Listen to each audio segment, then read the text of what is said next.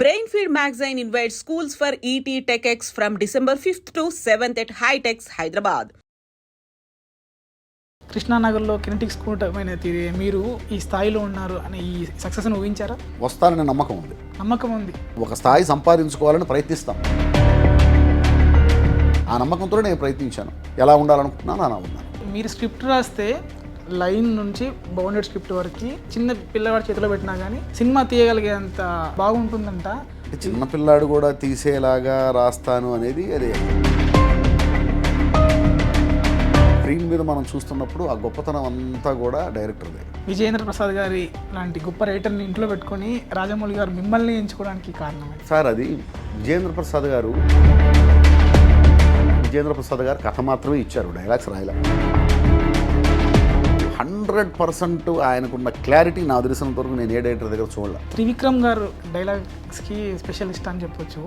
So Trivikram గారి ఏమన్నా పడిందా మీ పైన? ఉన్నది పోయేది కూడా ఉంటుంది, అంటే జడ్జిమెంట్ పోయేది కూడా ఉంటుంది. ఇప్పుడు ఏ మూవీస్ చేస్తున్నారు సార్? మల్లేని గోపీచంద్ గారి డైరెక్షన్లో ఝాట్, అలాగే Bombay producers pan India movies 2 సినిమాలు, పార్ట్ 1 పార్ట్ 2 అదొకటి జరుగుతుంది. ఇక రిలీజ్కి రెడీగా ఉన్నాయితే మన గేమ్ చేంజర్ రిలీజ్ రెడీగా ఉంది, అలాగే ఘాటీ సినిమా రిలీజ్ రెడీగా ఉంది. ఇవన్నీ జరుగుతుంది. అంటే మీరు ఏది మొదలు పెట్టినా సాయిరామ్ అనే మొదలు పెడతారంట రైటింగ్. సో సాయిబాబా హిందూ మతస్థుడు కాదు అనేసి బయట ఇప్పుడు నడుస్తుంది చాలా. సో దానిపై మీ అభిప్రాయం ఏంటి? దేవుడికి మతాలు ఉంటాయని నాకు తెలియదు. యేసు క్రీస్తు మతం అన్న విషయం యేసుకు కూడా తెలియదు. అంతేగాని భగవంతుడికి మతాలు ఉండవు. వాళ్ళకి కులాలు మతాలు అంటకట్టకూడదు ఎప్పుడు కూడా. మనం క్రియేట్ చేసుకునే అంటారు. భగవంతుడిలో చూడాలండి. భగవంతుడు కులం ఏంటి?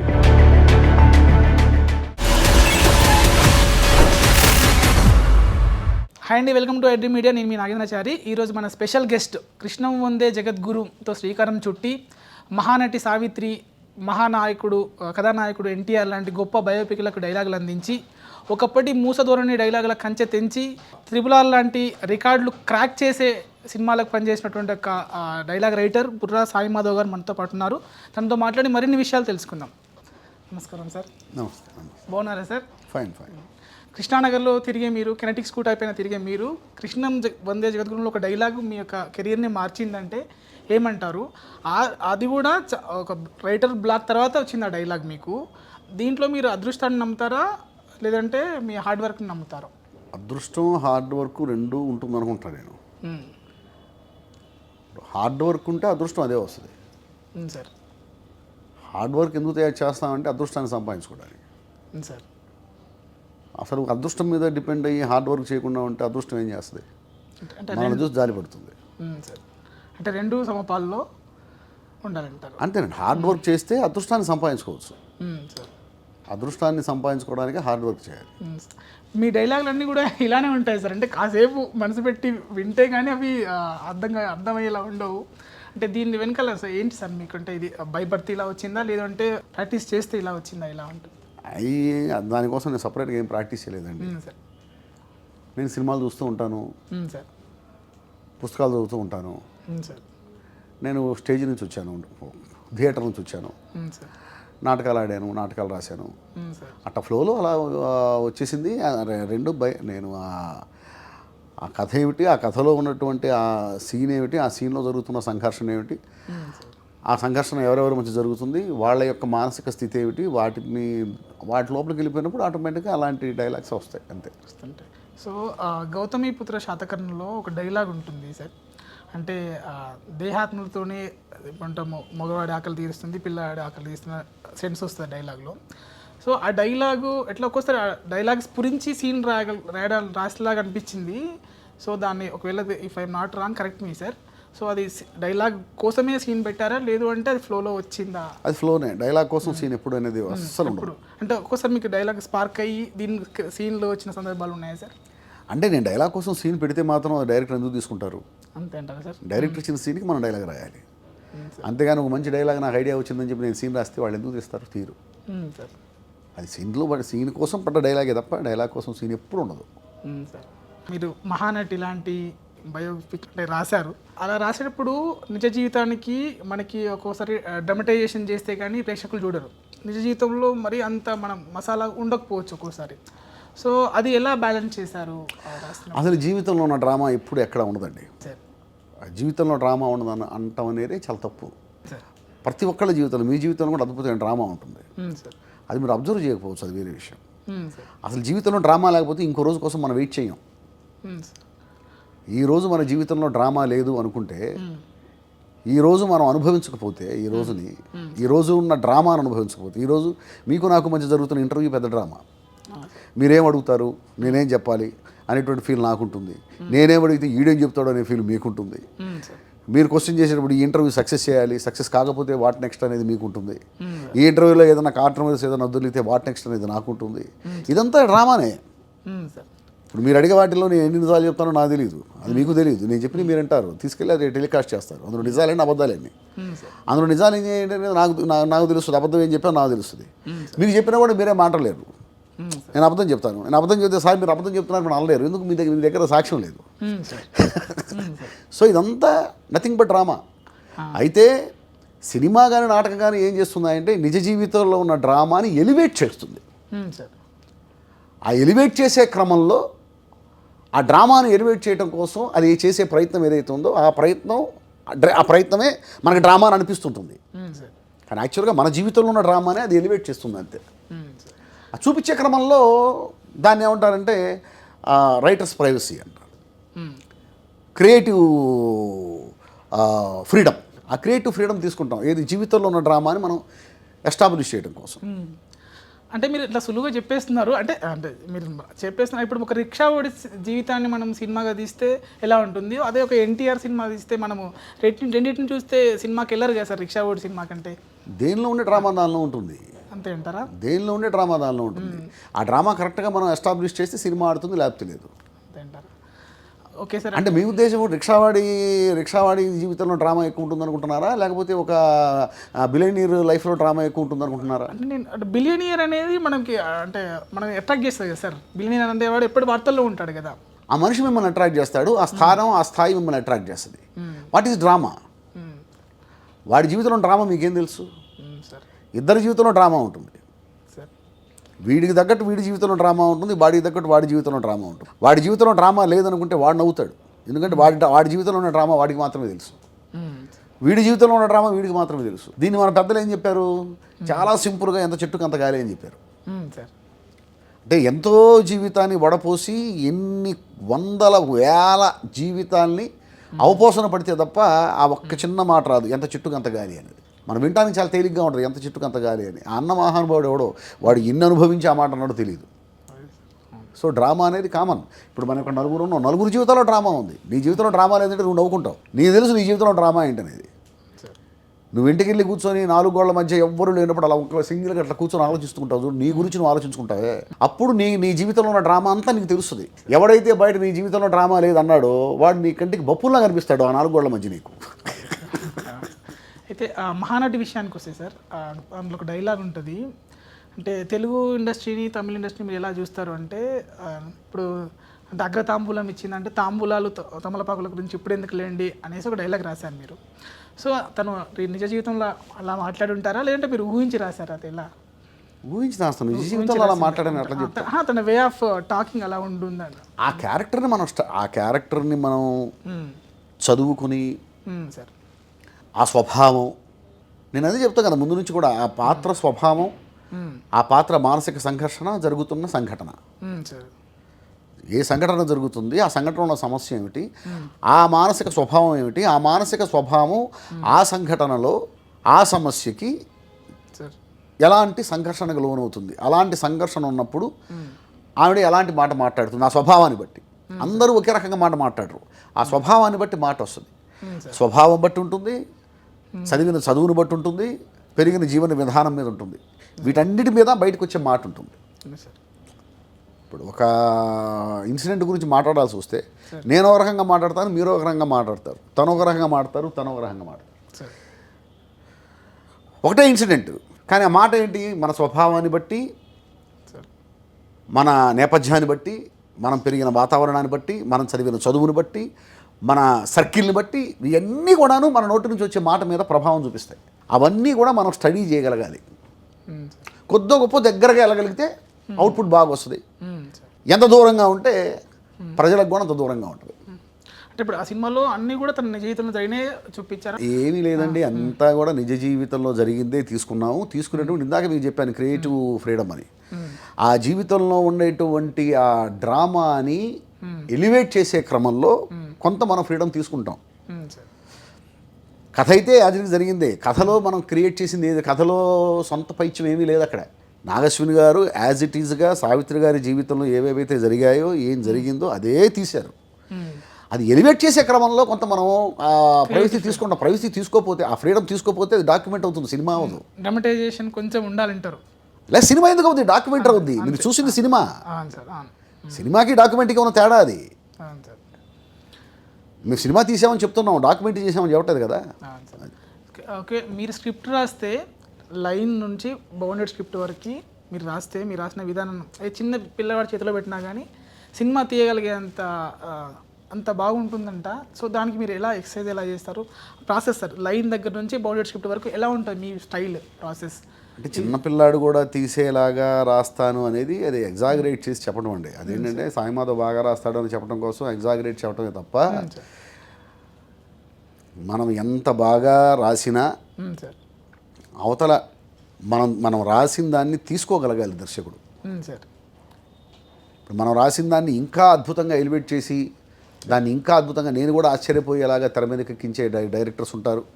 అరే నేను రాసినంత రాలేదే అని నేను ఫీల్ అయ్యేలాగా తీసిన వాళ్ళు ఉన్నారు. నేను రాసింది నేను అనుకున్నట్టు చేసిన వాళ్ళు ఉన్నారు. అదంతా ఏదైతే ఉందో స్క్రీన్ మీద మనం చూస్తున్నప్పుడు ఆ గొప్పతనం అంతా కూడా డైరెక్టర్దే. అంతే. అంటే ఇప్పుడంటే అప్కమింగ్ రైటర్స్కి పనికొస్తుందని అడుగుతున్నాను క్వశ్చన్. అలా ఎలా ఉంటుంది సార్ మీది సిస్టమ్, ఎలా ఉంటుంది రైటింగ్ ప్రాసెస్, ఎలా ఉంటుంది? అంటే సీనిక్ ఆర్డర్ అని ఉంటుంది మనకి, ఇలా ఒక సీనిక్ ఆర్డర్ డైలాగ్ వర్షను ఎలా మీరు ఎలా చేస్తారు? డైరెక్టర్ని బట్టండి. అంటే ఒక్కొక్క డైరెక్టర్కి ఒక్కొక్క స్కూల్ ఉంటుంది. కొంతమంది జస్ట్ సింగిల్ లైన్ ఆర్డర్ ఇచ్చేసి ట్రీట్మెంట్ ఇవ్వరు. కొంతమంది సింగిల్ లైన్ ఆర్డర్ ఇచ్చి ట్రీట్మెంట్ కూడా నాకు వదిలేస్తారు. సో ఆ సీన్ ట్రీట్మెంటు డైలాగు మొత్తం నేను ట్రీట్మెంట్ నేనే రాసుకొని నేనే డైలాగ్ రాసుకోవటం. అది వినిపించిన తర్వాత మళ్ళీ వాళ్ళు మొత్తం విన్న తర్వాత మళ్ళీ వాళ్ళు సార్ ఈ సీన్ బాగుంది, ఈ సీన్ బాగుంది, ఇది ఇట్లా కాదు ఇట్లా అయితే బాగుంటుంది, ఇట్లా అయితే బాగుంటుంది అని చెప్పి అప్పుడు మళ్ళీ ఫైనల్ దాంట్లో మళ్ళీ చేంజెస్ చేస్తారు. మళ్ళీ ఫైనల్గా డైరెక్టర్ ఓకే చేసిన స్క్రిప్టే మనం ఇస్తాం. కొంతమంది విత్ ట్రీట్మెంట్ ఇస్తారు. విత్ ట్రీట్మెంట్ ఆ సీన్ ఎట్లా టేక్ ఆఫ్ అవుతుంది, ఎక్కడెక్కడ వాడు వచ్చాడు, కూర్చొని మాట్లాడా, నిలబడి మాట్లాడా, అట్లా నడుస్తూ మాట్లాడా, కళ్ళలోకి చూస్తూ మాట్లాడా, ఆ ట్రీట్మెంట్లోనే ఇక్కడ ఈ డైరెక్టరు ఈ డైలాగ్ దగ్గర క్లోజ్ చేద్దాం అనుకుంటున్నాడు, ఈ డైలాగ్ దగ్గర ఓకే రైట్ ఇది ఏరియల్ షాట్ వేద్దాం అనుకుంటున్నాడు, అక్కడ ఇది ఏరియల్ షాట్లో ఉంటుందని చెప్పి రాయకపోవచ్చు, కానీ మనకి ఆ ట్రీట్మెంట్లోనే అర్థమైపోతుంది. అంత క్లియర్గా ట్రీట్మెంట్ ఇచ్చేవాళ్ళు ఉన్నారు. ట్రీట్మెంట్ ఇచ్చి జస్ట్ దానికి డైలాగ్ రాసి ఉండు గురుగారు అనేవాళ్ళు ఉన్నారు. జస్ట్ దీనికి డైలాగ్ రాసి ఉండు సార్ అని. అలా కొంతమంది ఒక్కొక్క స్క్రిప్ట్. కొంతమంది స్క్రిప్ట్ డిస్కషన్ దగ్గర నుంచి నన్ను కూర్చోబెడతారు. సార్ స్క్రిప్ట్ డిస్కషన్ నుంచి మీరు ఉండాలి అని చెప్పి ముందు నుంచి డైలాగ్ రైటర్ని కూడా ట్రావెల్ చేయించే డైరెక్టర్స్ ఉన్నారు. సో అలా ఒక్కొక్కళ్ళది ఎవరి స్కూల్ బట్టి దాన్ని బట్టి రాయటమే. మీరంటే కథ రాయడం కూడా మొత్తం బౌండెడ్ స్క్రిప్టెడ్ కూడా మీరు వేగవంతంగా రాస్తారంట. సో వేగవంతంగా రాస్తే క్వాలిటీ ఉంటుందా? అంటే మీ క్వాలిటీ లేకపోతే వాళ్ళు తీసుకోరు కదండి సార్. అంటే జనరల్గా ఇప్పుడు నాకు 5 రోజులు నేను షూట్ స్పాట్కి వెళ్ళిపోవాలి, సెట్ పైకి వెళ్ళిపోవాలి అన్నప్పుడు మీరు ఒక 5 డేస్లో కథ సిద్ధం చేసి ఇవ్వాలంటే అంతే క్వాలిటీ ఉంటుందా? అసలు క్వాలిటీ లేకుండా నేను ఇవ్వను. ఫస్ట్ ఆఫ్ ఆల్ నేను రాసింది అంటే నేను విన్నది ఏంటంటే అంటే నాకున్నటువంటి సిచ్యువేషన్ బట్టి ఉంటుంది. అది ఇప్పుడు నేనున్న బిజీని బట్టి ఉంటుందండి. ఓకే రైట్ మీకు 10 రోజుల్లో 10 రోజుల్లో స్క్రిప్ట్ కావాలన్నారు, ఇవ్వగలిగే పరిస్థితి నాకుంటే ఇస్తానని చెప్తాను. ఇవ్వగలిగే పరిస్థితి నాకు లేదనుకోండి, అయ్యో లేదండి కొంచెం బాగా బిజీగా ఉంది 10 days అంటే నేను ఇవ్వలేదని చెప్తాను. లేదు కాదు ఎవడైనా అదే చెప్తాడు. అంటే మళ్ళీ RRR విషయానికి వస్తే విజయేంద్ర ప్రసాద్ గారి లాంటి గొప్ప రైటర్ని ఇంట్లో పెట్టుకొని రాజమౌళి గారు మిమ్మల్ని ఎంచుకోవడానికి కారణం ఏంటి సార్? అది విజయేంద్ర ప్రసాద్ గారు నా గురు సమానుడు. ఆయన గురుతుల్యుడు. నాకే కాదు ఇండస్ట్రీలో ఎంతోమంది రైటర్స్కి ఆయన గురుతుల్యుడు. ఆయన ముందు నుంచి కూడా రాజమౌళి గారి సినిమాలకి విజయేంద్ర ప్రసాద్ గారు కథ మాత్రమే ఇచ్చారు, డైలాగ్స్ రాయలే. వేరే డైలాగ్ రైటర్ కూడా ఉన్నారు ప్రతి సినిమాకి from the beginning student number 1 దగ్గర నుంచి ఇప్పటిదాకా రాజమౌళి గారి సినిమాలకి స్వతహాగా ఆయన కూడా రాస్తారు కదా. రాస్తారు, రాయగలరు, రాస్తారు. కానీ కంపల్సరీగా డైలాగ్ రైటర్ కూడా కంపల్సరీగా ఉండేవారు. అలాగే త్రిబుల్ కూడా డైలాగ్ రైటర్గా నేను ఉన్నాను. అంటే ఎలా అనిపించింది సార్? అంటే ఇందాక మీరు అన్నారు అంటే ఒక్కొక్క డైరెక్టర్ ఒక్కొక్క విధంగా రాయించుకుంటారన్న. రాజమౌళి గారు 100% ఆయనకున్న క్లారిటీ నా తెలిసినంత వరకు నేను ఏ డైరెక్టర్ దగ్గర చూడలే. నేను ఇలా చెప్పాను కదా క్లియర్ కట్గా విత్ ట్రీట్మెంట్ అని. విత్ ట్రీట్మెంట్ మనం ఏంటి డైలాగ్ ఒకటి రాస్తే చాలు ఆయన స్క్రిప్ట్ ఇచ్చిన తర్వాత. ఆ డైలాగ్ కూడా ఎంత డైలాగ్ ఉండాలో కూడా చాలా క్లియర్గా చెప్తాడు ఆయన. ఎంత లెంత్ ఉండాలో కూడా ఆయన. ఇక్కడ చిన్న డైలాగ్ అంటే రెండు లైన్లు చాలు, ఇక్కడ ఈ మ్యాటర్ పాస్ అయితే చాలు. ఇక్కడ మంచి డైలాగ్ పడాలండి, ఈ డైలాగే హైలైట్ అవ్వాలి సీన్కి. ఇంత క్లియర్గా ఉంటుంది ఆయన విషయంలో. అందుకే ఆయన అంత గొప్ప దర్శకుడై తెలుగు సినిమాని ఈ రోజున ప్రపంచ యవనిక తెలుగు సినిమా కోసం ఎదురు చూసే స్థాయికి తీసుకొచ్చాడు ఆయన. అంటే యవనిక అలాంటి బరువైన పదాలు వాడారు కాబట్టి చెప్తున్నాను. అంటే జనరల్గా మీరు రాస్తున్న డైలాగ్లో అంటే ఇప్పుడు జనరేషన్ చేంజ్ అయిపోయింది, తెలుగు గురించి కూడా మాట్లాడదాము. అటువంటి పదాలు రాస్తే ఇవి ఎక్కువేమో అని మీరు మీ కళాన్ని మార్చుకున్నారు. ఆయనగా అసలు ఈ సినిమాలో చూసారు అట్లా రాయటం. అంటే నేను ఇప్పుడు మీరు సరిహద్దులు, ఇప్పుడు గౌతమిపుత్ర శాతకర్ణి లాంటి గౌతమిపుత్ర శాతకర్ణికి రాయాలి. సార్ శాతకర్ణి క్యారెక్టర్ అది. ఇప్పుడు శాతకర్ణి మనం మాట్లాడుకునే భాష మాట్లాడు కదా, ఏం మచ్చా బాగున్నావు అని అండ కదా, ఆ క్యారెక్టర్ బట్టి డైలాగులు ఉంటాయి. అంటే ఇప్పుడు తెలుగు భాష దినోత్సవం అప్పుడు మీరు అంత ఎమోషనల్గా అయ్యారా దానిపైన? ఏంటి సార్ అంత ఎమోషనల్ కావడానికి కారణం ఏంది? తెలుగు భాష చర్చ ఎమోషన్ ఏముందండి, తెలుగు భాష మరి అంతే కోపం వస్తుంది. భాష మీద అభిమానం ఉన్నప్పుడు కోపం రాకుండా ఎందుకుంటుంది? అంటే గతంలో వేటూరు గారు కూడా అంటే తెలుగు భాష పట్ల చాలా ఏమంటారు తన పురస్కారాన్ని తను తిరస్కరించారు. సో మీరు తెలుగు భాషపై ఏం చేయాలనుకున్నారు ఫ్యూచర్లో? తెలుగు భాష నేనేం చేయగలనండి సార్? ఇదిగో అలా మాట్లాడే అవకాశం వస్తే మాట్లాడగలను తప్ప సార్ నేను చేయగలిగింది ఏముంది ఇందులో? నేను చేయగలిగింది ఏమన్నా ఉంటే చేస్తాను. సో త్రివిక్రమ్ గారు డైలాగ్స్కి స్పెషలిస్ట్ అని చెప్పొచ్చు. సో త్రివిక్రమ్ గారి ఏమన్నా పడిందా మీ పైన? ఆ డైలాగ్ల ప్రభావం ఏమైనా పడిందా? నాకు అందరి ప్రభావం నా మీద ఉంటుందండి. సార్ త్రివిక్రమ్ గారి ప్రభావం మాత్రమే కాదు, సార్ నాకంటే ముందున్న రైటర్స్ అందరూ నాలో ఉంటారు. నా తర్వాత వచ్చే రైటర్స్లో నేను కూడా ఉంటే నేను సక్సెస్ అయినట్టు ఫీల్ అవుతాను. ఇప్పుడు కృష్ణ వందే జగద్గురు డైలాగ్ ఉంది కదా సార్, అది అంతగా రావడానికి కారణం ఏమంటారు? అంటే వర్షన్స్ రాయడమే అంటారు, అంటే రాస్తుంటే క్వాలిటీ ఆఫ్ థాట్ పెరుగుతుంది అని నేను విన్నాను సార్. అంటే అలా ఏమైనా వచ్చి ఉంటుందంటారా? వర్షన్స్ రాసుకుంటూ ఉంటే అలా రాసుకుంటూ పోతూ ఉంటే క్వాలిటీ పెరగటం ఒకటి ఉంటుంది, ఉన్నది పోయేది కూడా ఉంటుంది. అంటే జడ్జిమెంట్ పోయేది కూడా ఉంటుంది. అంటే గాడి తప్పుతుంది ఒక సమయానికి పోయేసరికి. అని ఒక టైంలో మన జడ్జిమెంట్ మనకే లూజ్ అయిపోతుంది. ఏంట్రా బాబు, అది కరెక్టా, ఇది కరెక్ట్ అది కరెక్ట్ అనేది మనమే చెప్పలేని పరిస్థితి కూడా ఉంటుంది. రెండు ఉంటాయి, అటు బాగుండేది ఉంటుంది, ఇటు ఈ ప్రాబ్లం కూడా ఉంటుంది. ఆ రెండింటిని బ్యాలెన్స్ చేసుకుంటూ ఇది కాకుండా మనకి ప్లస్ అయ్యేలాగా మనం చేసుకోగలగాలి. జడ్జిమెంట్ పోకుండా ఎప్పుడు మనల్ని మనం కాపాడుకుంటూ ఉండాలి. ఇకపోతే కృష్ణవందే జగద్గురులో ఆ డైలాగ్ అంత బాగా రావడానికి కారణం ఆ సీనే. ఆ సీన్ డిమాండ్ చేసింది. అక్కడ ఏంటంటే ఒక డైలాగ్తో హీరో మారాలి. హీరో మారడానికి అక్కడ పర్టికులర్ ఇన్సిడెంట్ ఏం లేదు. ఆ అమ్మాయి చెప్పే డైలాగు హీరో జీవితాన్ని మార్చాలి. సో ఆ స్థాయి డైలాగ్ కూడా కావాలి. నేను రాస్తున్నాను నేను రాసిన డైలాగ్ నాకు నచ్చితేనే యాక్చువల్గా నేను డైరెక్టర్ గారు చెప్తాను. నాకు నచ్చకుండా నేను ఎప్పుడు తీసుకెళ్ళను. ఓకే నచ్చింది తీసుకెళ్తాను ఇట్లా కాదు, ఇంకా ఏదో కావాలి, ఇంకా నువ్వు బాగా రాయగలవు, ఇంకా ఆలోచించి ఏం పర్వాలేదు, నువ్వేమీ దిగులు చెందాల్సిన అవసరం లేదు, ఈ తర్వాత తీసుకుందాం అని చెప్పేసి ఆయన దానికోసం పోస్ట్ పోన్ చేసుకుంటూ వచ్చాడు ఆ సీన్ని. అప్పుడు మీరు అన్నట్టు రైటర్స్ బ్లాక్ అలాంటిదేం లేదు నాకు. నేను రాస్తూనే ఉన్నా. ఇప్పుడు ఆ సీన్ పోస్ట్ పోన్ చేశారు అంతేగాని షూటింగ్లో మానేయలేదు కదా, ఇంకో సీన్లు పెట్టుకుంటారు కదా, ఆ సీన్ రాయాలిగా. ఆ రైటర్ బ్లాక్ లాంటిది ఏదైనా ఉంటే ఈ సీన్లు రాయలేను కదా. అసలు మీకు ఎప్పుడు రైటర్స్ బ్లాక్ అనేది రాలేదు. ఇది అంటుంటారు, దాని గురించి నాకు ఇంతకు తెలియదు. అంటే ఇప్పుడు మీరు అన్నారు కాబట్టి అడుగుతున్నాను సార్ ఈ క్వశ్చన్.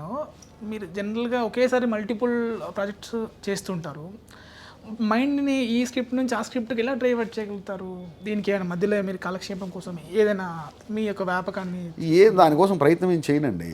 సార్ దానికోసం చేసే ప్రయత్నం ఒకటి ఉంటుందని కూడా నాకు తెలియదు వాస్తవంగా. ఇప్పుడు ఈ సీన్ రాస్తున్నాను, ఈ సీన్లో ఉంటాను, ఇంకో సీన్ రాయాల్సి వచ్చింది, ఈ సీన్ రాసేసాను, ఇది పక్కన పెట్టేశాను, ఇంకో సీన్ తీసుకుంటాను, ఆ సీన్లోకి వెళ్ళిపోతాను.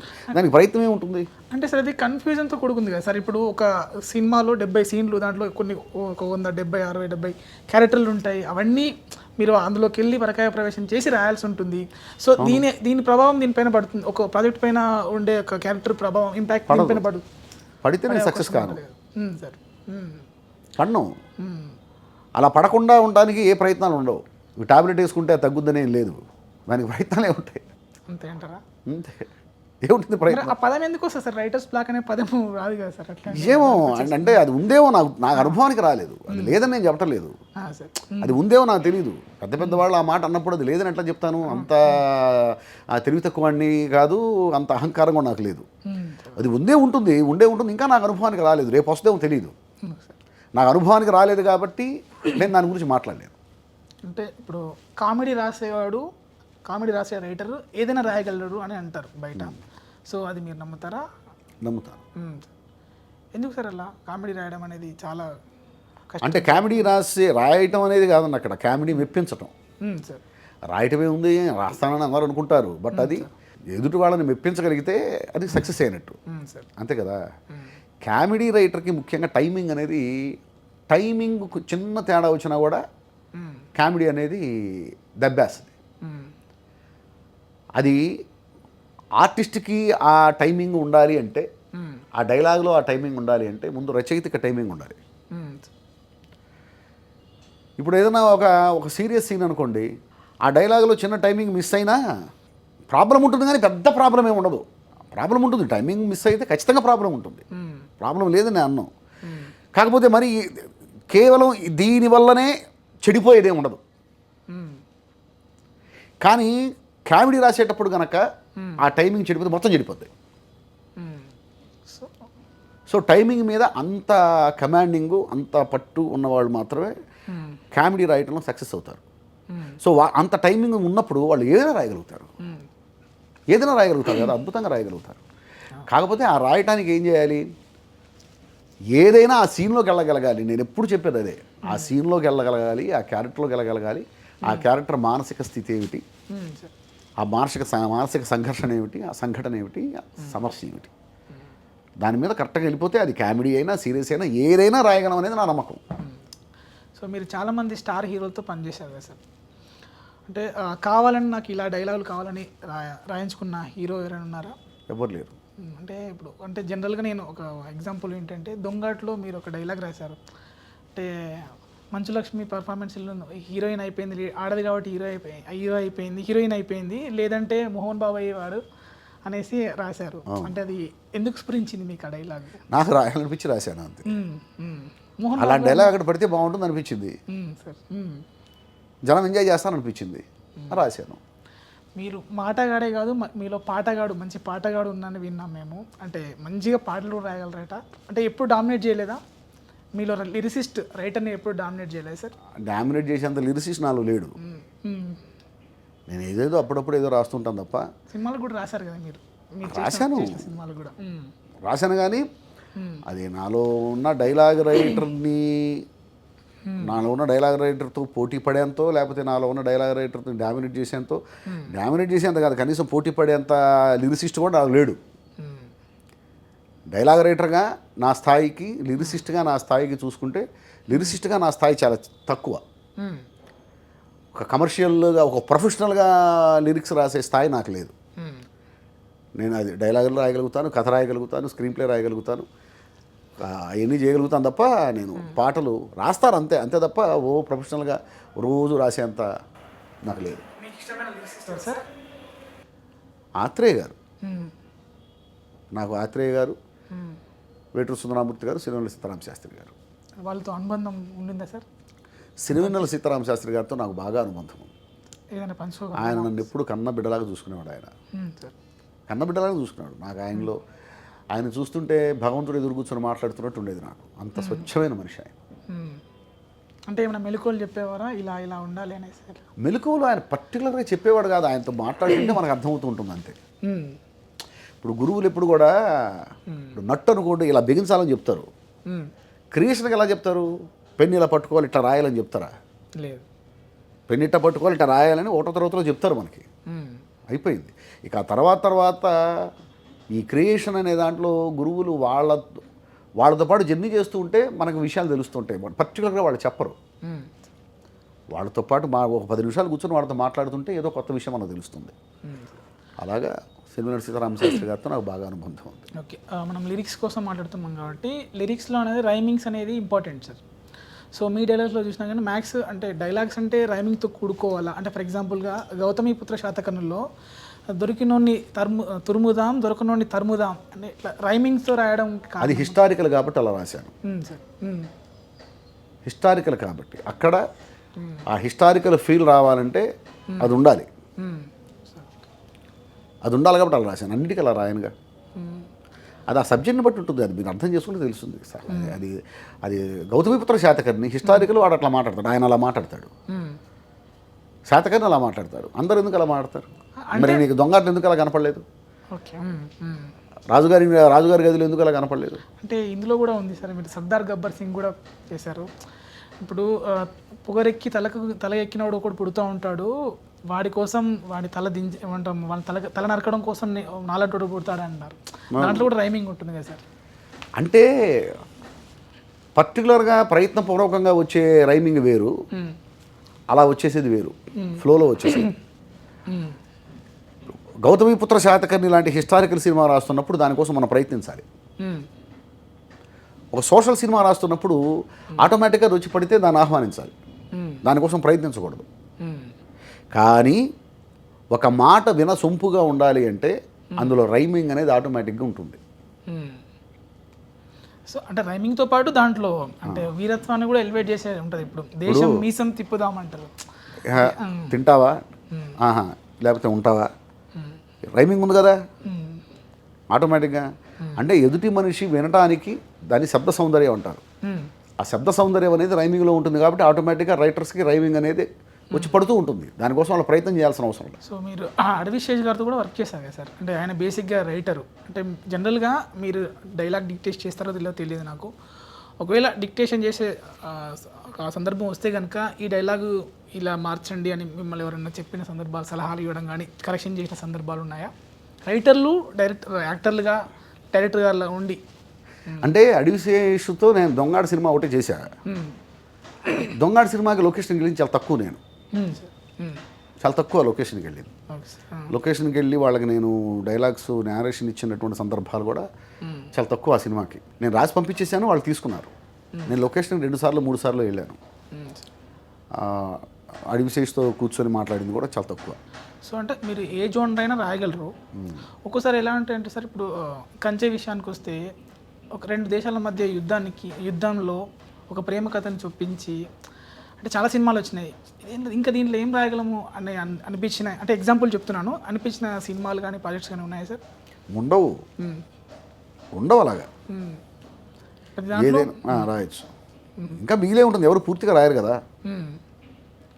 పూర్తిగా ఎవరు రాయరు. నేను కూడా రాయలేను, ఎవ్వరూ రాయరు పూర్తిగా. ఏదైనా ఇంకా మిగిలే ఉంటుంది. ఇప్పుడు కంచి సినిమాకి పార్ట్ 2 తీద్దామని కృష్ణ గారు అంటే ఇంకేముంది సార్ అందులో రాయాల్సిందే ఉంది సార్, మొత్తం రాయలసీమ కదా ఎందుకంటాం, పార్ట్ 2 మళ్ళీ చేస్తాం చేయాలనుకుంటే. అది సో ఇప్పుడు అంటే రాజమౌళి గారితో ఈ సినిమా మహాభారతం అంటారు. మహాభారతంలో చాలా స్క్రీన్ ప్లే ఉందని అన్నారు మీరే మహాభారతంలో. సో మహాభారతానికి పటాలపైకి ఎక్కిందా, మీకు ఏమైనా సంప్రదింపులు జరిగాయా మీకు డైలాగ్ రైటర్? లేదండి, ఇప్పటిదాకా ఏం లేదు. అంటే ఒకసారి కూడా మాట్లాడలేదు మహాభారతం గురించి, ఇప్పుడు అసలు టాపిక్ రాలేదు. ఇప్పుడు ఏ మూవీస్ చేస్తున్నారు సార్? ప్రస్తుతం వచ్చేసరికి మన మల్లేని గోపీచంద్ గారి డైరెక్షన్లో మైత్రి మూవీస్, పీపుల్స్ మీడియా వాళ్ళు చేస్తున్నటువంటి సనీ డియోల్ మూవీ ఝాట్ అదొకటి జరుగుతుంది. అలాగే Bombay producers pan India movies 2 సినిమాలు, పార్ట్ 1 పార్ట్ 2 మైథాలజీ మూవీస్, పౌరాణికం, అదొకటి జరుగుతుంది. ఇక రిలీజ్కి రెడీగా ఉన్నాయితే మన గేమ్ చేంజర్ రిలీజ్కి రెడీగా ఉంది. అలాగే ఘాటీ సినిమా రిలీజ్ రెడీగా ఉంది. రేపు దేవకినందన వాసుదేవ రిలీజ్ అవుతుంది, ఎల్లుండి రిలీజ్ అవుతుంది. అలాగే ప్రశాంత్ వర్మ గారి సినిమా ఒకటి చేస్తున్నాను. ఇవన్నీ జరుగుతున్నాయి. సో మీరు నార్మల్గా చాలామంది డైరెక్టర్లతో రిపీట్గా చేస్తున్నారు కదా, అంటే ఎక్కువ మంది చేసిన వాళ్ళతోనే చేస్తూ ఉంటారు. దానికి కారణమే సార్ సింక్ అవ్వడమేనా? ఎట్లా ఇంకేముంటుంది, సింక్ అవ్వడమే. నా పని నాకు వాళ్ళకి నచ్చింది, వాళ్ళు నా చేత చేయిస్తారు. 2 సబ్జెక్ట్ మీద కూడా ఉంటుంది. ఈ సబ్జెక్ట్ సాయం చేస్తే బాగుంటుంది అనుకుంటే చేస్తారు. ఒకవేళ ఈ సబ్జెక్టు అంటే ఇప్పుడు నాతో చేశారు, సినిమా బాగుంది, బాగా ఆడింది, నెక్స్ట్ ఒక సీరియస్ సబ్జెక్ట్ అనుకున్నారు, ఆ సబ్జెక్ట్ నేను కరెక్ట్ కాదనిపించవచ్చు. ఈ సబ్జెక్టు సాయి గదిలే, సాయి కంటే కూడా పలానా వాళ్ళు చేస్తే బాగుంటుంది అనుకుంటే వాళ్ళతోనే చేయించుకుంటారు. నేను కరెక్ట్ కాదనుకున్నా కూడాను నేను సింక్ అయ్యాను కాబట్టి నాతో చేయించుకోరు. ఆ సబ్జెక్ట్ సింక్ అవ్వాలి, ఎట్ ద సేమ్ టైం ఆ సబ్జెక్ట్కి నేను రాస్తే బాగుంటుందని వాళ్ళు నమ్మాలి. ఈ రెండు ఉంటేనే నా చేత చేయించుకుంటారు. సో మీ డైలాగులలో ఎక్కువగా అంటే ఇప్పుడు సిరివెన్నెల గారు ఒక పాటలో ఒక సినిమా కథని చెప్తారు. అలాగే మీ డైలాగులు చూస్తే ఒక డైలాగుతోనూ ఖచ్చితంగా ఒక డైలాగ్ ఉంటుంది, ఆ సినిమా కథను మొత్తం చెప్పే డైలాగ్ ఉంటుంది. సో అది మీరు కావాలని రాస్తారా సార్, అది మీ స్టైల్ అండి అనొచ్చా? అనిపించింది కావాలని అలా రాసేది ఏముండదండి, ఆ సీన్ దాన్ని డిమాండ్ చేస్తే అది వస్తుంది, అది అంతే. అది ఉదాహరణకి అంటే ఒక సినిమాలో ఓడించాలనుకునేవాడు ఎప్పుడు వెనకాలే ఉంటాడు, గెలిచేవాడు ఎప్పుడు ముందు ఉంటాడు అనేసి రాశారు. సో అది ఎలా అంటే ఇప్పుడు ఆల్మోస్ట్ ఆ స్టోరీని చెప్పే విధంగా ఉంటుంది ఆ డైలాగ్, నా అభిప్రాయం ప్రకారం చెప్తాను. సో అది ఆ సిచ్యువేషన్లో ఆ కోచ్ అనేవాడు ఆ మాట చెప్తే బాగుంటుంది అనిపించాం, రాసాం అంత తప్ప ఇక్కడ ఇక కథ మొత్తం చెప్పే డైలాగ్ ఇక్కడ ఒకటి రాద్దాం అనేటువంటి ప్రయత్నంతో ఎవరు రాయరు. అంటే అది మీ స్టైల్ అనుకోవచ్చా? అంటే నా స్టైల్ ఇది అనేసి మీరు చెప్పాలనుకుంటే ఇది అని నేను అనుకోకూడదు, మీరు అనుకుంటే దాన్ని నేనేం తప్పు చెప్పను. అంటే ఇప్పుడు నాది కరెక్ట్, అది నా కరెక్టే కానీ అనుకునేది. అది స్టైల్ అని మీరు అనుకున్నారు అనుకోండి, ఇది సాయి మాధవ్ స్టైల్ అని మీరు అనుకున్నారు అనుకోండి, ఓహో నిజంగా కావాలి అది నా స్టైల్ అని నేను అనుకుంటాను తప్ప అది నా స్టైల్ అని నాకు తెలియదు. సరే మీరు సినిమాలో అయితే ఎలాగా ఉంటాయో మీ డైలాగులు, నార్మల్గా మాట్లాడుతుంటే కూడా మీరు అలానే వాస్తవాలు అంతే. సార్ ఇప్పుడు ఒక స్టైల్ క్రియేట్ చేసుకుందామని ఎవరు ప్రయత్నించరు. ఒకవేళ స్టైల్ నిజంగా అది అయితే దానంతటా అది క్రియేట్ అయ్యి ఉంటుంది తప్ప, ఇప్పుడు నాకు ఒక స్టైల్ ఉంది అనుకున్నాం కాసేపు, అది దానంతటా అది క్రియేట్ అయి ఉంటుంది తప్ప నేను వాంటెడ్గా నేను క్రియేట్ చేసుకోవాలనే ప్రయత్నంలో నేను ఒక స్టైల్ని క్రియేట్ చేయలేను. నేనే కాదు, ప్రపంచంలో ఎవరు చేయలేరు. ప్రపంచంలో ఎవరు కూడా వాళ్ళకంటూ ఒక స్టైల్ని వాళ్ళు క్రియేట్ చేసుకోలేరు. ఇన్బిల్ట్ వాళ్ళకుంది, ఒక స్టైల్గా బయటకు వస్తుంది, అది ఎదుటి వాళ్ళు గుర్తిస్తే అది స్టైల్ అవుతుంది. ఎదుటి వాళ్ళు గుర్తిస్తే ఆయనకు పలానా వాళ్ళు ఇది స్టైల్ ఉంది అనేది, అది వాడికి తెలియదు, వాడు వచ్చి నాకు చెప్తే తెలుస్తుంది. అదే ఇన్బిల్ట్ అంటే అడుగుతున్నాను సార్. ఇది గోపాలలో ఒక డైలాగ్ ఉంటుంది, నమ్మినోని మోసం చేయడం తప్పు కాదురా, మోసాన్ని నమ్మడం తప్పు అని. అంతే కదా, నిజమే కదా, అది నా స్టైల్ ఏముంది, వాస్తవం అది. జనరల్గా మీరు కూడా అలానే మాట్లాడుతుంటారు. ఇప్పుడు నేను మాట్లాడుతుంటే ప్రతిదానికి నాకు సమాధానం అలానే దాంట్లోనే అవి వాస్తవాలు అంటాను. వాస్తవాలుగా ఉన్న అబద్ధాలు ఎక్కడ చెప్పేది నేను? సార్ ఇప్పుడు నా మీద నమ్మకంతో నేనేదో నిజాలు చెప్తానని చెప్పేసి ఇక్కడ దాకా వచ్చావు నువ్వు. నా చేత అబద్ధాలు చెప్పించుకోవడానికి కాదుగా, నువ్వు రావుగా నా చేత అబద్ధాలు చెప్పించుకోవడానికి. అవి వాస్తవాలు కాబట్టి చెప్తున్నాను, నిజమే. ఇప్పుడు మోసాన్ని నమ్మటమే కదా పెద్ద తప్పు. ఇప్పుడు నువ్వు ఎడారిలో ఉన్నావు, ఎవడో వచ్చేసి అమ్ముతానంటాడు, నువ్వు ఎందుకు కొంటావు? కొనవు కదా. ఎడారిలో ఉన్నప్పుడు నీకు ఇసుకతో ఏం పని? ఇసుక కొనాల్సిన అవసరం ఏంటి నీకు? నీకు ఇసుక అమ్మగలిగాడంటే వాడిని ఎలాగ మనం తప్పని చెప్తాం? అంతే కదా సార్. ఇప్పుడు ఎడారిలో ఉన్నవాడు అక్కడ సందర్భం కూడా అటువంటిది. అంతే కదా, నువ్వు ఎడారిలో ఉన్నా కూడా నీకు వాడు ఇసుక అమ్మగలిగాడంటే వాడి తెలివితేటలకి మనం జోహారు చెప్పాలి, నీ పిచ్చితనాన్ని చూసి జాలిపడాలి. అంతే కదా, ఎడారిలో కూడా నువ్వు ఇసుక కొన్నావంటే, నిన్ను మోసం చేయగలిగాడంటే వాడి తెలివితేటలయ్యి, వాడు గొప్పడు. తప్పు నీది. ఎడారిలో ఉండి కూడా వాడి మాటలు విని ఇసుక కొన్నావు అంటే తప్పు నీది, మోసాన్ని నమ్మటం నీది తప్పు. అదే నేను చెప్పింది అక్కడ. సో ఆ రైటర్లు అందరూ కూడా డైరెక్టర్లు అయ్యి మెగాఫోన్లు పెడుతున్నారు, మీరు ఎప్పుడు మెగాఫోన్లు పెడుతున్నారు? పట్టుకోవాలని ఉంటుందండి, ప్రయత్నం పట్టుకోవాలని ఉంటుంది. చూద్దాం, పట్టుకోవాలని ఉంది. పట్టుకుంటే ఎటువంటి జానర్లో ఉండబోతుంది సినిమా? ఇప్పటిదాకా నాకైతే అది నేనేం అనుకోలేదు. అంటే ఇన్ని కథలు మీ దగ్గరకు వస్తుంటాయి కదా సార్, అంటే మీకు ఆల్రెడీ ఒకటి ఉండి ఉంటుంది, మీకు ఎన్నో కథలు రాసుకుని ఉంటారు. అంటే ఇటువంటి కథ ఎవరు టచ్ చేయలేదు, ఇది నేను ఖచ్చితంగా టచ్ చేయాలని ఎప్పుడో మీ పక్కన పెట్టుకుని ఉంటారు. అట్లా ఇప్పటిదాకా అలాంటిది ఏం లేదు, అలా పక్కన పెట్టుకోవడం అలాంటివి ఏముండవండి. అంటే అప్పుడప్పుడు ఆన్ ది స్పాట్ ఫ్రెష్కి ఇచ్చేస్తారా? అంతే సార్. సార్ మాలలో ఉన్నారు, సాయిరామ్ అంటే మీరు ఏది మొదలుపెట్టినా సాయిరామ్ అనే మొదలు పెడతారంట రైటింగ్. సో సాయిబాబా హిందూ మతస్థుడు కాదు అనేసి బయట ఇప్పుడు నడుస్తుంది చాలా. సో దానిపై మీ అభిప్రాయం ఏంది? ఏమోనండి, దేవుడికి మతాలు ఉంటాయని నాకు తెలియదు సార్. ఎవరు ఏ మతం అంటే పేర్లను బట్టి మనము గుర్తిస్తాం కదా ఈ పలానా మతం అనేసి. సో అలానే సాయిబాబాలో ఈ పేరులో ఇది ఉంది, బాబా ఉంది కాబట్టి ఆ మతానికి తను దేవుడు అని యేసు క్రీస్తు మతం అన్న విషయం యేసుకు కూడా తెలియదు సార్. యేసు క్రీస్తు మతం, క్రిస్టియన్ అన్న నేను క్రిస్టియన్ అని పాప యేసుకి తెలియదు. ఆయన పంథా మతం అయింది, అంతేగాని భగవంతుడికి మతాలు ఉండవు. భగవంతుని కూడా మతాలతో ఆలోచించేటువంటి నీచమైన పరిస్థితి మనుషులకు ఉంటుందేమో కానీ భగవంతుడికి ఉండదు. అప్పుడు వాళ్ళకి మనకి తేడా ఏముంటుంది? సార్ అంతే కదా. అవును. గాంధీ మహాత్ముడు ఎవరు అంటే ఆయన జాతిపిత అనాలి తప్ప గాంధీ వయసుడు అని అంటే చెప్తాం మనం. అవును కదా సార్. ఆయన వయసు కులంలో పుట్టాడు, కానీ ఆయన వయసుడు అక్కడ ఆపకూడదు. ఆయన ఎప్పుడైతే జాతిపిత అంటున్నాం కదా, ఇక మళ్ళీ ఆయన వయసుడు అని చెప్పేసి ఎలా ఆయన్ని ఒక కులానికి అంటగట్టేస్తాం మనం. ఆయన పుట్టినప్పుడు ఆ కులంలో ఉన్నాడు, ఆ కులంలో పుట్టాడు, ఆ కులంలో పెరిగాడు. ఆ తర్వాత వ్యక్తి దగ్గర నుంచి ఎప్పుడైతే వ్యవస్థగా ఎదిగాడో ఇక ఆయన మనం కులం అంటకట్టకూడదు. వ్యక్తిని దాటి వ్యవస్థకి వెళ్ళిపోయాడు. ఆయన జాతిపిత లేకపోతే ఓన్లీ వైశ్య కులానికి సంబంధించిన వాడు? మీరేం నమ్ముతున్నారు? జాతిపితని నమ్ముతున్నారా? వైశ్య కులానికి మాత్రమే సంబంధించిన వాడు జాతిపిత కాదు అంటున్నారా? అల్టిమేట్గా జాతిపిత అనేది వస్తుంది మనకి. అంతే కదా. ఇక జాతిపిత అన్న తర్వాత ఇక మళ్ళీ ఆయనకి ఎలా కులం అంట కడతారు? జాతిపిత అయిపోయాడు ఆయన. జాతిపిత అంటే కేవలం ఒక కులానికి సంబంధించి కాదు, భారత జాతికి ఆయన పిత. భారతీయులందరికీ కూడా ఆయన తండ్రితో సమానం అని అర్థం జాతిపిత అంటే. ఇక ఆయన తీసుకెళ్ళి కులం అంటగట్టి మళ్ళీ ఆయన స్థాయి దించడం ఎందుకు? వాళ్ళందరూ వ్యక్తులుగా ఉన్నప్పుడు వాళ్ళకి కులాలు ఉన్నాయి. నేను చెప్పొచ్చేది అది. ఎవరిని కించపరచాలని కానీ ఎవరి మనోభావాలు దెబ్బతీయాలనేది కానీ నా ఉద్దేశం కాదు. కానీ వాళ్ళ స్థాయిని మనం తగ్గించొద్దు. వాళ్ళు వ్యక్తులుగా ఉన్నంత వరకు వాళ్ళ కులాలు ఉంటాయి, మతాలు ఉంటాయి. ఎప్పుడైతే వాళ్ళు వ్యక్తి అనేటువంటి స్థాయి దాటి వ్యవస్థలు అయ్యారో ఇక వాళ్ళకి కులాలు మనం అంటకట్టకూడదు. వాళ్ళు మన కులంలో పుట్టినందుకు మనం ఆనందపడాలి, గర్వపడాలి, అంతే. వాళ్ళు మన కులంలో పుట్టినందుకు ఆనందపడాలి, గర్వపడాలి తప్ప వాళ్ళకి మనం కులాలు అంటగట్టి వాళ్ళని చిన్నవాళ్ళని చేయకూడదు. అలాగే ఇక సాయిబాబా విషయానికి వస్తే సాయిబాబా ఫలానా కులం అని చెప్పేసి ఎక్కడుంది అసలు? ఎవరు చెప్పారు? ఆయనే చెప్పలేదు. నేను ముస్లింలని కానీ, నేను హిందువునని కానీ, నేను సిక్కునని కానీ ఏది ఆయనే చెప్పలేదు. వీళ్ళేదో అనుకుంటుంటే దాన్ని నేనేం చేయాలా? ఎవరు సాయిబాబా తల్లిదండ్రులు ఎవరు? నాకు తెలియదు. మరి ఆయన ముస్లిం అనో లేకపోతే ఆయన హిందూ అనో లేకపోతే సిక్కు అనో చెప్పేవాళ్ళని వాళ్ళని అడగండి. సాయిబాబా మా పేరెంట్స్ పేర్లు ఏంటని అడగండి. పేరెంట్స్ పేర్లు తెలియకుండా ఆయన పలానా మతం అని ఎలా చెప్తారు? అంటే ఆ పేరుని పట్టుకొని అంటున్నారు మీరు. నా పేరు కూడా సాయే. నేను ముస్లింనా? నా పేరు సాయే. నేను ముస్లింని మీరు అనుకుంటున్నారేంటి? నేను ముస్లింని కాదే. ఎప్పుడు కూడా సాయిబాబా నేను ముస్లిం అని కానీ నేను హిందువుని కానీ చెప్పలేదు. ఆయన సాయిబాబాకి సంబంధించిన పుస్తకాలు చదువుకుంటే తెలుస్తుంది. ఆయన గురించి తెలుసుకోవాలని ప్రయత్నం చేస్తే తెలుస్తుంది.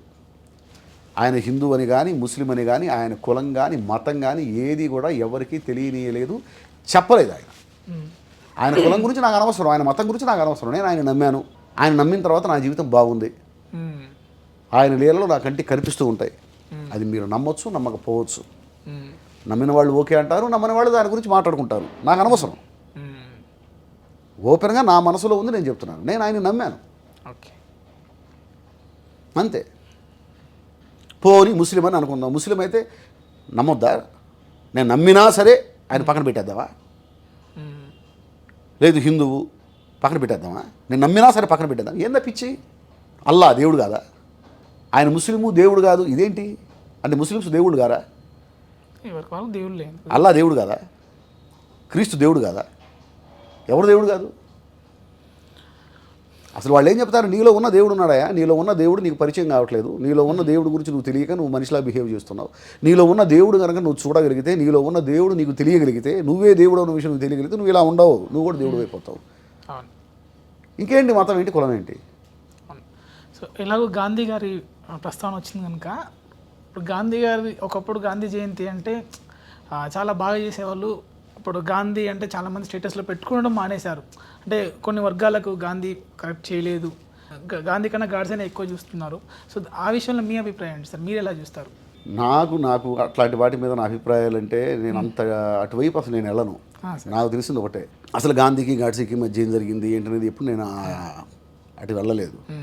గాంధీ గొప్పవాడు కాదా? గాంధీ గొప్పవాడా కాదా? అంతవరకు చెప్పుంటే నేను చెప్తాను, ఖచ్చితంగా గొప్పవాడే. గాంధీ గొప్పవాడే. ఎందుకంటే నీ జేబులో ఉండేటువంటి రూపాయి నోటు మీద గాంధీ గారు ఉన్నారు, అయిపోయింది. ఆ రూపాయి నోటు, నా గాంధీ అంటే ఇష్టం లేదని చెప్పేసి నీ జేబులో రూపాయి నోటు పెట్టుకోకుండా తిరుగుతావు నువ్వు. గాంధీ ఇష్టం లేని వాళ్ళందరినీ ఆ డబ్బులు జేబులో పెట్టుకోకుండా తిరగమను. నేను గాంధీని ఒప్పుకొని అంటాడు. మరి గాంధీ బొమ్మ ఎందుకు నీ జేబులో? రూపాయి నోటు మీద గాంధీ ఉన్నాడు కదా, ఆ రూపాయిని ఖర్చు పెట్ట మాకు, అంతే కదా. మరి ఆయన ఉండేటువంటి రూపాయి నోటు కావాలా? ఆయన ఉండే 100 రూపాయల నోటు కావాలి, 2000 రూపాయల నోటు కావాలి, ఆయన వద్దు. అంటే రూపాయి నోటు మీద ఆయన ఉన్నాడు కాబట్టి ఆయన గొప్పవాడని చెప్పటల్లా, ఆ స్థాయికి ఎదిగాడు కాబట్టి గొప్పవాడని చెప్తున్నాను. మళ్ళీ సినిమాల విషయానికి వస్తే కల్కిలో ప్రభాస్ పాత్ర చాలా కుదించారు అన్న ఒక కామెంట్ ఉంది. సో దానికి మీరేమంటారు? కుదించలేదు. ఫస్ట్ ఏదనుకున్నారు అదే తీశారు. ఇప్పుడు వచ్చే అప్కమింగ్ రైటర్లకి మీరు ఇచ్చే సలహాలు సూచనలు ఏంటి సార్? ఏమి లేదండి, నేను ఇచ్చే సలహాలు మారదు. ఎప్పుడు నేను చెప్పేది ఒకటే, ఇండస్ట్రీకి వచ్చేవాళ్ళు ఎలాగోలా ఇక్కడ బతికేద్దామని రావద్దు, ఇలాగే బతకాలని రండి. మీలో ఎవరున్నారు? మీలో రైటర్ ఉన్నారా, యాక్టర్ ఉన్నాడా, డైరెక్టర్ ఉన్నాడా, కెమెరామ్యాన్ ఉన్నాడా, ఆర్ట్ డైరెక్టర్ ఉన్నాడా, ఎవడున్నాడా అనేది ముందు మీకు తెలియాలి. మిమ్మల్ని మీరు అపార్థం చేసుకోవద్దు. ముందు మిమ్మల్ని మీరు అర్థం చేసుకోవడానికి ప్రయత్నించండి. మీకు మీరు అర్థం అవ్వాలి, మీకు మీరు ప్రూవ్ అవ్వాలి. మీకు మీరు ప్రూవ్ అయితే ఆటోమేటిక్గా మిమ్మల్ని మీరు ఇండస్ట్రీకి ప్రూవ్ చేసుకుంటారు, ఇండస్ట్రీ మిమ్మల్ని ప్రపంచానికి ప్రూవ్ చేస్తుంది. ముందు మిమ్మల్ని మీరు ప్రూవ్ చేసుకోండి, మీకు మీరు ప్రూవ్ అవ్వండి. మీలో ఎవరున్నారో తెలుసుకోండి, మీలో ఉన్న కళాకారుని మీరు గుర్తించండి, వాడి కోసం ప్రయత్నించండి, అంతే. మీరు ఈ సక్సెస్ని ఊహించారా సార్? అంటే ఇందాక ఇంట్రోలో చెప్పినట్టు కృష్ణానగర్లో కినెటిక్స్ కూటమైన తీరే మీరు అంటే ఇప్పుడు ఈ స్థాయిలో ఉన్నారు అనే ఈ సక్సెస్ని ఊహించారా? వస్తారనే నమ్మకం ఉంది సార్. నమ్మకం ఉంది, నమ్మకం అవుతుంది, కానీ ఈ స్థాయి వస్తుంది అనేసి అనిపించిందా? అది ఎవరు అనుకోరు సార్. సార్ ఒక స్థాయి సంపాదించుకోవాలని ప్రయత్నిస్తాం, సార్. ఆ స్థాయికి రావాలని ఒక యాంబిషన్ ఉంటుంది. ఖచ్చితంగా నేను వస్తాను అనేటువంటి ఒక దాన్ని ఏమంటారు, దివ్య దృష్టి ఉండదు కదా మనకి. ఖచ్చితంగా పైకి రావాలి, ఒక స్థాయికి రావాలి అనేటువంటి యాంబిషన్ ఉంటుంది. ఆ యాంబిషన్ కోసం మనం ప్రయత్నిస్తాం. ఆ పైకి వస్తామనే నమ్మకం ఉంటేనే ప్రయత్నిస్తాం. ఆ నమ్మకం నాకు పుష్కలంగా ఉంది. ఆ నమ్మకంతో నేను ప్రయత్నించాను. ఎలా ఉండాలనుకుంటున్నాను అలా ఉన్నాను. అంటే జనరల్గా ఒకప్పుడు హీరోని చూసి తెరపైన తనే కనిపించేవాడు కాబట్టి హీరోని చూసి సినిమాలకు వచ్చేవారు. కొన్ని రోజులకి దర్శకులను చూసి రావడం, అంటే సోషల్ మీడియా పెరిగింది కనుక ఇప్పుడు డైలాగ్ రైటర్ని చూసి, అంటే ఒక సాయి మాధవ్, బుర్రా లాంటి డైలాగ్ రైటర్ ఉన్నారు కనుక ఈ సినిమాకి వెళ్ళాలి అన్న ఫ్యాన్స్ ఉన్నారు. సో మీరేమంటారు, దీనికి ఏకీభవిస్తారా? ఏమో సాయి మాధవ్ డైలాగ్ రాశాడు కాబట్టి సినిమాకి వెళ్దాం అనేవాళ్ళు ఉన్నారు అని నేనైతే, మీరు వింటుంటే అది వినడానికి బాగానే ఉంది, ఆనందంగా ఉంది, కానీ ఎవరైనా ఉంటారు, ఒకళ్ళిద్దరు ఉంటారేమో, విపరీతంగా ఉంటారని అనుకోను. అలాంటి వాళ్ళు ఉంటే ఆనందమే, అంతకంటే కావాల్సిందే ఉంది. అలాంటి వాళ్ళు ఉండాలని అనుకుంటాను. అలాంటి వాళ్ళ కోసమే బతుకుతూ ఉంటాం. సాయి మాధవ్ అని కాదు, ఇండస్ట్రీలో పనిచేసేటువంటి ఏ టెక్నీషియన్ అయినా, ఏ రచయిత అయినా, ఏ దర్శకుడైనా, ఏ నటుడైనా నా కోసం థియేటర్కి జనం రావాలని అనుకుంటాడు, దానికోసం ప్రయత్నం చేస్తాడు. అయితే ఫలానా వాళ్ళు డైలాగులు రాశారు కాబట్టి ఆ సినిమాకి వెళ్దాము అనేటువంటి పరిస్థితి ఒక రచయితకి ప్రస్తుతం ఉంది అని నేను అనుకోవట్లేదు. అలా ఒకవేళ వచ్చినా కూడా, ఇప్పుడు సాయి మాధవ్ డైలాగు చూద్దామని వచ్చేవాళ్ళు ఉన్నా కూడా తక్కువ మంది ఉంటారు. విపరీతంగా నాకు ఫ్యాన్స్ ఉన్నారు అని చెప్పుకునే పరిస్థితి ఉండొచ్చు. అడపాదడప ఎక్కడైనా ఉన్నారేమో, వాళ్ళకి నిజంగా నేను రుణపడి ఉంటాను. ఇందాక మీరు అన్నట్టు నటుడు ప్రతి ఒక్కరిలో ఒకరు ఉంటారన్నారు కదా, సో మీరు నటుడు కూడా ఉన్నారు.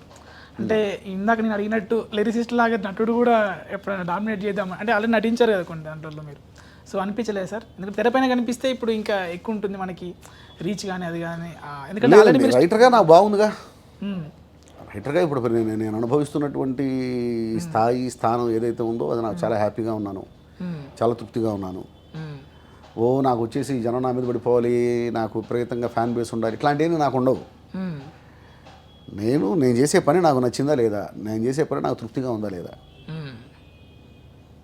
నాకు హ్యాపీ. బాబా దయ వల్ల ఫేమ్ అండ్ ఫామ్ ఉంది, డబ్బులు కూడా వస్తున్నాయి, బాగుంది నా పరిస్థితి. ప్రస్తుతం చాలా బాగుంది. ఇకపోతే నటుడు అంటే రచయితగా ప్రతి పాత్రని నటిస్తూ ఉంటాను నేను. నాలో ఉన్న నటుడు ఎప్పుడు సాటిస్ఫై అవుతూనే ఉంటాడు. నటుడుగా నాకు ఏదైనా పాత్ర ఇస్తే ఆ పాత్ర మాత్రమే నటిస్తాను నేను. బట్ రచయిత యొక్క బాధ్యత ఏమిటంటే, ఇప్పుడు నేను ఒక సీన్ రాస్తున్నా అంటే ఆ సీన్లో 5 పాత్రలు ఉంటే 5 పాత్రలని మానసికంగా నేను నటించగలగాలి రాసేటప్పుడు. ఆ పాత్రలోకి వెళ్ళగలగాలి, ఆ పాత్రలాగా నేను బిహేవ్ చేయగలగాలి మానసికంగా. ఆ పాత్ర పడేటువంటి స్ట్రగుల్ నేను అనుభవించగలగాలి, లేకపోతే ఆ మాట రాదు. అంటే ఇప్పుడు అక్కడ 5 క్యారెక్టర్లు ఉంటే 5 పాత్రలు ఉంటే 5 క్యారెక్టర్స్ నేను మానసికంగా నటించగలిగితేనే ఆ మాటలు వస్తాయి. 10 క్యారెక్టర్లు ఉంటే 10 క్యారెక్టర్లకి నేను ఆ క్యారెక్టర్ డైలాగ్ రాసేటప్పుడు ఆ క్యారెక్టర్లో అయిపోవాలి. దానికి కౌంటర్ ఈ డైలాగ్ మాట్లాడేటప్పుడు ఈ క్యారెక్టర్ని అయిపోవాలి, దానికి కౌంటర్ ఈ పాత్ర మాట్లాడేటప్పుడు ఆ పాత్రను అయిపోవాలి. ఒక నటుడిని రైటర్ సాటిస్ఫై చేస్తాడు. సో నాలో ఉన్న రచయిత నాలో ఉన్న నటుడిని కూడా సాటిస్ఫై చేస్తాడు. కాబట్టి నేను చాలా హ్యాపీ. మీరు ఎటువంటి నార్మల్ కథను కూడా అంటే అత్యద్భుతంగా చెప్పగలుగుతారంట. సో దానికి కొంతమందికి కథ బాగా రాయగలుగుతారు, నరేషన్ ఇవ్వడంలో ప్రాబ్లం వస్తుంది సార్. సో అటువంటి వాళ్ళకి మీరు ఏం చెప్తారు, అంటే ఎలా కసరత్తు చేయాలంటారు? దానికి వేరే కసరత్తులే ఉండవండి. ఇప్పుడు మామూలుగా మాట్లాడేటప్పుడు ఇప్పుడు సపోజ్ కొంతమంది మాట్లాడుతుంటే మనకి వినబుద్ధేస్తుంది, కొంతమంది మాట్లాడుతుంటే లేచి పై వెళ్ళిపోవాలనిపిస్తుంది. నేరేషన్ అనేది దానికోసం నేను ప్రయత్నం చేయలే, అది అలా వచ్చేసింది. ఇప్పుడు నేరేషన్ చేయడానికి ఇలా నేరేషన్ చేయవలను అని పుస్తకాలు ఉన్నాయని నేను అనుకోను. నేరేషన్ చేసే పద్ధతులు ఇవన్నీ ఏమైనా పుస్తకాలు ఉన్నాయో నాకే తెలియదు, కానీ నేను చదువుకోలేదు. సో దానికంటూ ప్రత్యేకమైన కసరత్తే ఉండదు. మనం ఎదుటి మనిషితో మాట్లాడుతున్నప్పుడు మీకు నచ్చేలా నేను మాట్లాడగలగాలి అంతే. ప్రస్తుతం ఉన్న డైలాగ్ రైటర్లో మీకు ఎవరి స్టైల్ బాగా నచ్చుతుంది? అందరూ బాగా రాస్తున్నారండి. అంటే ఈ డైలాగ్ వీళ్ళు బాగా రాసారే అని అనిపించినవి ఏమన్నా? చాలా సినిమాలు ఈ మధ్యకాలం నేను కొత్త వాళ్ళైనా పాత వాళ్ళైనా సరే. నేను బేబీ సినిమా చూసినప్పుడు చాలా హ్యాపీ ఫీల్ అయ్యాను. చాలా అద్భుతంగా రాశారు. ముఖ్యంగా ఈ మధ్యన నేను 35 అనే సినిమా చూశాను. నేను 35 చిన్న కథ కాదు, చాలా అద్భుతంగా తీశారు. చాలా అద్భుతంగా నాకు విపరీతంగా నచ్చేసింది ఆ సినిమా. అలాగే ఈ మధ్య కాలంలో నేను చూసింది అమరన్. అదే సాయిపల్లి గారు. అద్భుతమైన సినిమా, చాలా గొప్ప సినిమా. ఏడని వాళ్ళు లేరు అసలు ఆ సినిమాకి. ఎక్స్ట్రాడనరీ మూవీ అంతే. మొన్న వచ్చినటువంటి 3 సినిమాలు బాగున్నాయి. అటు ఖా అద్భుతంగా ఉంది, అదేంటి లక్కీ భాస్కర్ అద్భుతంగా ఉంది, అమరన్ అద్భుతంగా ఉంది. 3 అద్భుతమైన సినిమాలు. నాకు వ్యక్తిగతంగా అమరన్ అనే సినిమా ఇంకా అద్భుతంగా నచ్చింది. మీరు టచ్ చేయలేని జోనర్ ఏముంది సార్ ఇప్పటివరకు? చాలా ఉన్నాయండి. అండ్ అన్ని రాసి ఇప్పుడు 30 సినిమాలు రాసి ఉంటాను నేను. ఇంకా బోల్డ్ అని రాయాలి. తప్పకుండా సార్, మీరు కూడా తొందరలోనే మెగాఫోన్ పెట్టాలి. డెఫినెట్లీ అందరూ ఇప్పుడు రైటర్లానే మీరు సక్సెస్ కావాలి. ఆల్రెడీ సక్సెస్ఫుల్ రైటర్ మీరు. మీ అడగగానే ఇంటర్వ్యూ ఇచ్చినందుకు ధన్యవాదాలు సార్. Thank you.